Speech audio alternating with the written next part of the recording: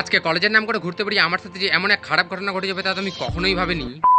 চলো তাহলে দেরি কিসের গল্পটা এবার তোমাদেরকেও শুরু থেকে বলা যায়। তো আজ দুপুর নাগাদ আমাদের ব্যাচের সব বন্ধু বান্ধব মিলে আমরা এখন বেরিয়ে পড়েছি কলেজে যাওয়ার উদ্দেশ্যে। সত্যি কথা বলতে গেলে ভাই কলেজে ভর্তি হয়েছি প্রায় 1.5 বছর হয়ে গেছে, এখন পর্যন্ত আমি একটা ক্লাসও কলেজের ভালো করে করিনি। আর তোমরাই বলে এই রোদের মধ্যে কারি বা কলেজে আসতে ভালো লাগে। যাই হোক, কলেজের সামনে এসে শুনতে পাই যে আমাদের কলেজে আজকে যে কারণে আসছিলাম সেই কাজের কাজ কিছুই হবে না, তাই আর কি আমরা সবাই মিলে কলেজের সামনে থেকে রওনা দিলাম আমার বাড়ির পথে। কিন্তু বাড়ি যাওয়ার পথে হঠাৎ করে ঠিক হয় যে চলো কোথা থেকে ঘুরে আসা যাক, কারণ আমরা অনেকদিন ধরে কোথাও ঘুরতে যাই আর কি। যেমন ভাবনা তেমন কাজ, আর দেরি না করে আমরাও চলে আসলাম 20 মাইলের ভিতরের এই রাস্তা। কিন্তু এই রাস্তা আসার সময় হঠাৎ করে এক মৌমাছি আমার প্রতি ভালোবাসাটা বেড়ে যায় আর সে ছোট্ট করে আমার চোখের উপরে একটা কিস দিয়ে চলে যায়।